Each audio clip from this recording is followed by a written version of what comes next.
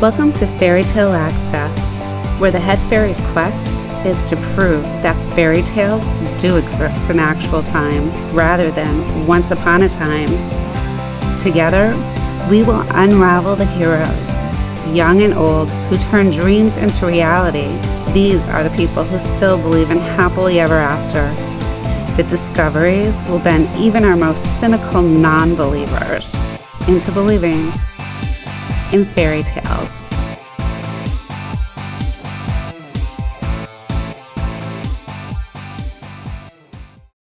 Hi, welcome to Fairy Tale Access.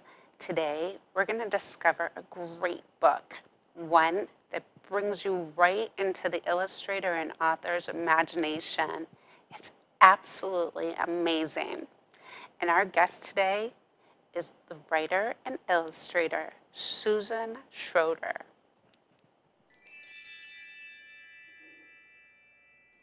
Hi, Susan. How are you? Hi, Denise. I'm doing great, and I'm very happy to be on your Fairy Tale Access show. Oh, thank you. We're so excited to have you. I absolutely love this book, Circle the Sun. Can you tell us a little bit about your background and what was your inspiration for writing this book? Well, I have always been a lover of fantasy and myth stories and art since I was a young child. So as I grew older and decided to become an artist, it sort of seemed like a natural thing for me to go ahead and create fantasy-based artwork. And I also have a strong background in writing and literature, which I studied in school. So I felt like I could definitely write a story and illustrate it as well. So that was really where that came from. The inspiration for this story itself comes from my real life travels around the world. And so that's where the inspiration came from. Oh, great. So you took your two favorite passions and you combined them. Yes, absolutely. Can you tell us a little bit about the type of artist you are? Because the book includes some amazing image, and some of the people in the book look real. Well, that's because some of them are. I do artwork in a variety of mediums. I am a traditional artist. I have been a traditional artist where I paint and draw in pencil and watercolors. I've been doing that for over 30 years. But I also am a photographer, and I studied photography and have been doing photography for over 30 years too. And then when the digital age came around, I went ahead and embraced that. I totally enjoy creating art on the computer. So it was really natural for me to go ahead and combine all of those things. And so I create art that is traditional, where I might draw a picture on paper or paint a watercolor, and then I'll scan it to the computer for the book. But I also create digital art, which is where I create and paint art right on the computer itself. And then sometimes I do photography, and I will go out on location with a model, and I'll do all the costuming and makeup for that person, and we'll go ahead and shoot photos right on location. And so some of those are in the book as well. Wow, so you do the makeup too? Oh yeah.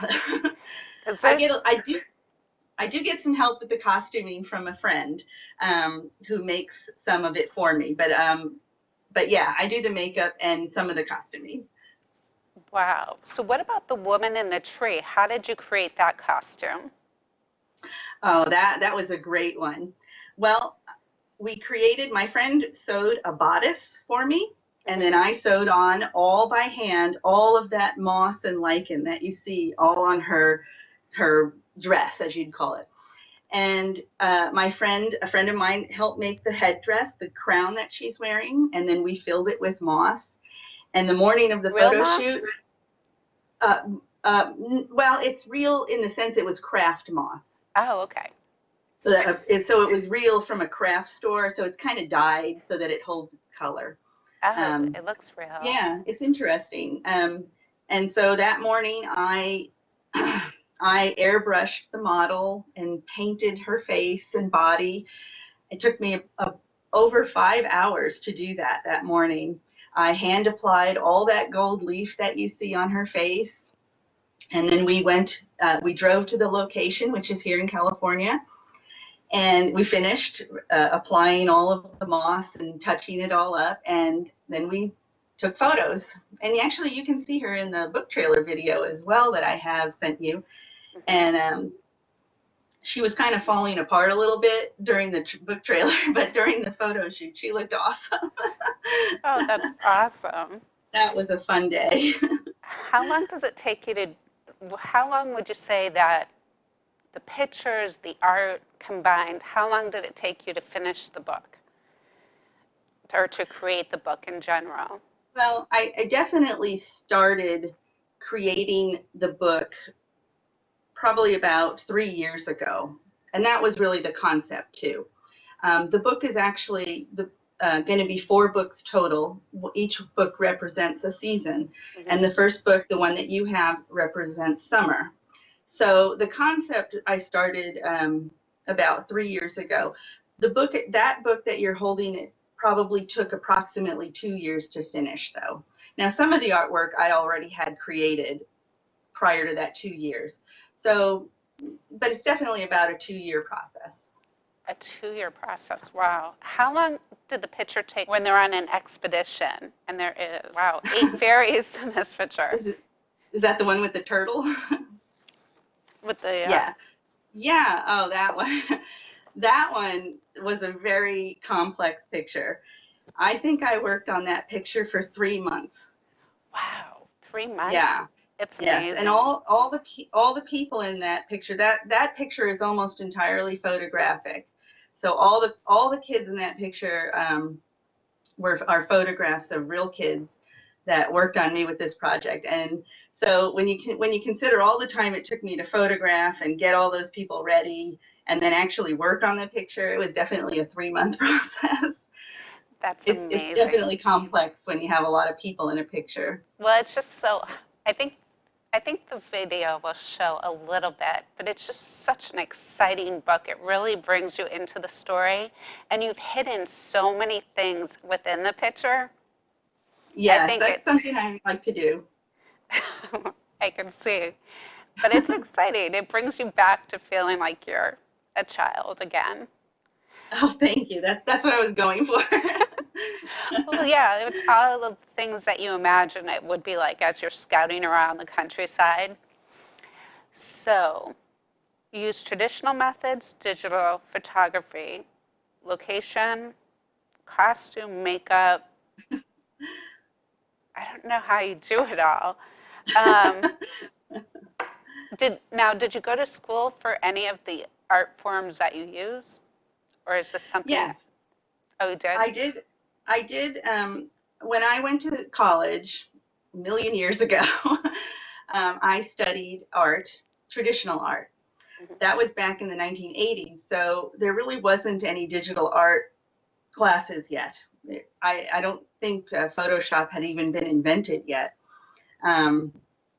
So I learned traditional art, and I did that for a long time, actually. And then when digital art sort of kind of came about, and digital photography as well, I just taught myself basically how to do all of that because I didn't really want to go back to school to learn all of that. So I pretty much taught myself. And when I was in college, I also took a lot of photography classes. And again, that was back in the days of film. So I learned photography on a film camera. I learned to develop my own film and print my own pictures way back then even. And those skills definitely apply to digital photography in a sense, even today. So definitely all that knowledge definitely helped me to bring me to where I am today. Oh, that's fantastic. And you use no stock photos, right? You take all. I don't like to use stock photos because I don't consider that my artwork. I think growing up, being a traditional artist, being original was important to me. And so when people use stock photos, to me, that's a collaboration. I don't think there's anything wrong with it, but it's not an original piece that you're collaborating with other artists to create your artwork. And that's just not something I want to do. As a photographer, I enjoy photography. I want to take the photographs myself. And so I have now, over the years, I've amassed a library of photos, probably, I don't know how many thousands of photos I actually have, but it's a lot. Oh, that's So yeah. great. Well, you do And have if I three don't, books left, and we're really looking forward to them. Can you yeah. can you share a couple of pages, or maybe from the story, to let our viewers know what it's all about? Sure, you mean to read them? Do you mind? Yeah, no, I'm totally good with that. Walking slowly, she came up the path to the house. I opened the door before she even knocked, and I was met with the scent of apples. I could see she was an older lady, someone I had never met. Yet she seemed familiar. The sunshine caught her hair as the light swirled and glowed. I breathed in sharply at the sight, and the breeze once again caught my hair and brought to me the scent of cinnamon. The air and light filled my lungs as she approached me. With a smile, she reached out and clasped my hand, filling me with the warmth and sweetness of vanilla. With her other hand, she gave me a book and then carefully placed a large necklace over my head. This is really yours now. I have no need for it anymore. These would be the first and only words spoken by this mysterious woman. I looked down at the items she had given me. The necklace was a round medallion of some sort with an interesting stone and symbols. I looked up to ask her who she was, but she was no longer there. Instead, only a large white bird flew away down the path. Although I was startled and perplexed by her disappearance, the comforting sense she left behind filled me with calmness. But this momentary serenity was to be brief. My mischievous black cat Merrick, who rarely liked to venture outdoors, apparently decided this was the day he would change his mind. He darted between my feet, out the door, down the path, and was well on his way after the white raven. I knew not what else to do except grab all my bags and run after him.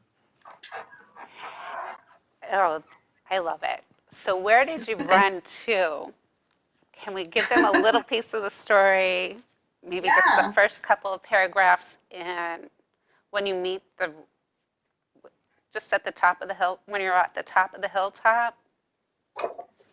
Yes. running a short distance, I found myself at the top of a hill. I stopped short. My eyes grew wide and my mouth fell open. A great and ancient tree stood just a short distance from me, but it seemed to be alive like a creature with a face and arms. It was he who played the music. As I got closer, I found my cat, Merrick, winding toward me in greeting as though nothing at all was out of the ordinary. He no longer ran off, but now stayed with me as I walked. The white raven also gave me a greeting as it perched in a low branch of this magical tree I was now standing near. He lowered what appeared to be some kind of flute and spoke. I am the whistling tree. Wow, this is amazing. I love the whole story.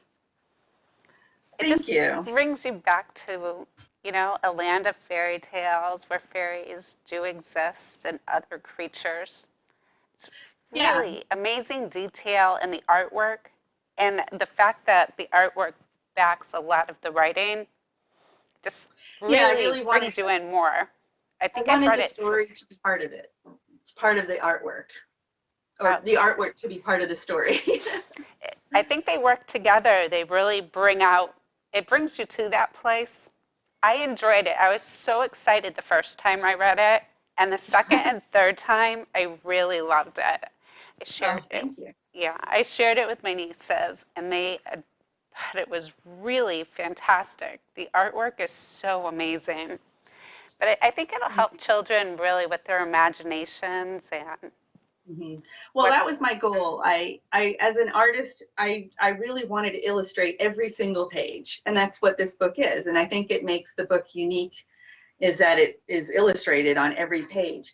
But I also wanted to leave a lot to the imagination as well. So while there's illustrations on every page, I think there's plenty of room for a person to imagine what else is happening in that world if they're reading the book. oh, absolutely. And the pages are so nice. Now you self-publish, correct? I did, yes. So self-publishing, going that route, do you feel it gives you more control over your work? Well, I absolutely had all of the control of this book. I did every single aspect of this book. I did myself. I did all of the layout and I made all of the decisions regarding the book. So yeah, it definitely gave me a lot of control. And you know, it's sort of an unusual book series, fully illustrated. It's pretty large book as well, and so I thought self-publishing was a great way to just have control over the story and do exactly what it was that I wanted to do.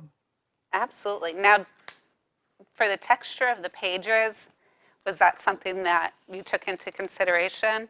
Because it feels like an older book, but it makes it feel like a really special book with lots of hidden secrets. Yeah, I definitely had to give a lot of thought to all the different things that go into making a book. Mm-hmm. Um, and that was definitely a learning process for me as well. And the color and the texture and how it all came out, that was a big process. It took a long time actually to get all the color right to the, you know, for who the printing process. So yeah, I took into consideration every aspect of the book. Absolutely. That's amazing. So, what's on the road next? What can we expect from the Well, next book in this series? I'm working hard on book two, and I'm hoping to finish it by the end of this year. Mm-hmm. And so it would be out sometime in 2016, available for purchase. And so the story moves on. The first book was summer, and the adventures go through the summer season. And at the end of book one, our little group of traveling companions start to move into the autumn season. And in autumn, things get a little darker. Each book kind of reflects the season that it takes place in. So things start to happen in book two that are a little bit darker, and things start to go wrong in book two. When right off the bat, something starts to happen, and things start to go wrong for our little companion group. Oh, really? So, one of the characters we're going to meet in book two is Mischief, right? Is it? Well, definitely. His name is that was a picture that I sent to you representing autumn. So autumn to me is a bit of a mischievous season.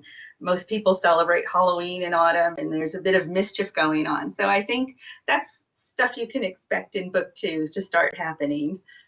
Oh, that sounds exciting. And we'll be meeting some new characters, definitely. Um, we have a we're going to be meeting another human character in book two as well. Another human character? Yeah, we're Right. going to we run into another traveler in book two that will be part of the story. Oh, that's exciting because they're all on a quest and they have to make it through each season, right? Right, each season they have a task that they have to fulfill in order to make it into the next season. And they have to collect things, and the books are sort of filled with riddles that they have to solve to get to their next part of their next task that they have to fulfill in each book. And so each book will have that sort of a theme to it.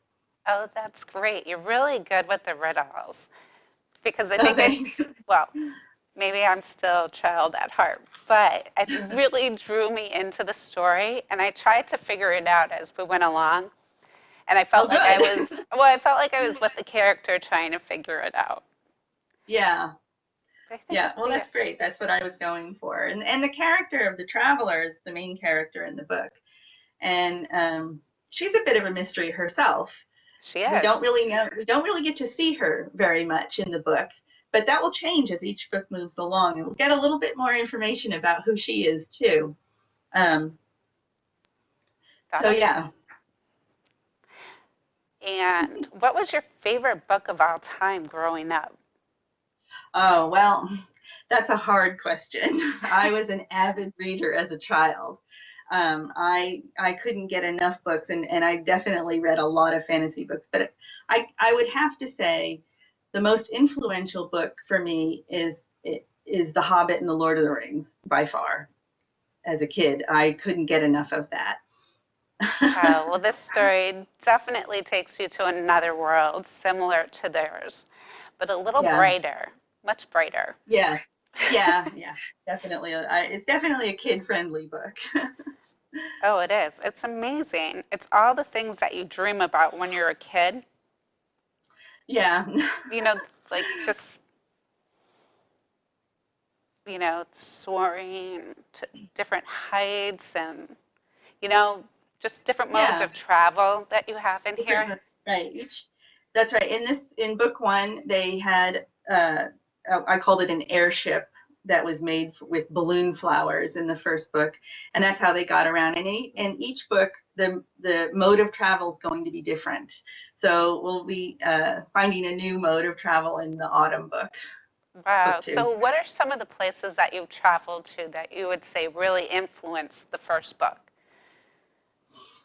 Well, I would say that I do a lot of traveling here in the U.S. as well, and I'd say that a lot of the books actually starts here in the U.S. where I live, right here in California. So I would say that this area here actually influenced a lot of book one. But I also travel to different countries, and I have traveled to New Zealand, Hmm. and I spent almost 4 weeks in New Zealand driving around that country and photographing it, and it was spectacular. And so that definitely influenced book one. And I've also been to England, which I feel is sort of the homeland of the fairy mythologies. And Absolutely. yeah, so that was a big influence as well. Um, and as far as the book two and book three, the fall and winter months, I recently took a trip to Iceland and the Highlands of Scotland, and that was a very wonderful trip, and that will definitely be showing up in the colder month books, the autumn and winter books. So I'm very excited about that. Oh, that's perfect. Iceland's perfect for winter. Yes, it was. Oh, that's fantastic. So, is there anything that we forgot about you that our audience should know? Hmm. Well, I don't think there was anything that you forgot. I think that I really love storytelling. And you were talking about how much this brings you back to being a child again. And I think there's a part of me that wrote this book and the book series itself for my 10-year-old self a long time ago. I sort of wrote it for myself at that age because I loved books. I loved um, going into other worlds, having a book take me to other worlds. And I think that was definitely part of what drove me to write this series. Oh, absolutely. And I think the trailer gives everybody a really good hint about what's going on in the story. Yeah. But it's amazing because when I saw it, it really was like, wow, that's exactly how I pictured it. Well, From the way that good. you express yourself through the words in the book, it's just amazing. So we're Thank looking you. forward to some exciting books from you in the future. Well, I am too. I can't wait to get going on and get book two out there for the rest of the world to see and share. Well, I can't wait. Thank you so much for joining us today and sharing your beautiful book with us. Circle the Sun, Summer Soul. And people can pick Thank you these for books inviting up me. on your website. Yes, they're available on my website at Mhm. susanschroeder.com, and they're also available on Amazon as well. And I recently formatted it for Kindle, so it's now available on Kindle as well. Oh, that's great. We'll make sure we Yeah, put up the information for everybody. Well, thank thank you you. again. Enjoy the rest of your day. Thank you. Thank you, Denise. All right. Until next time, keep asking questions. The answers are out there. And if you want a great book to read, Circle the Sun is a series that you definitely want to check out. We'll see you soon.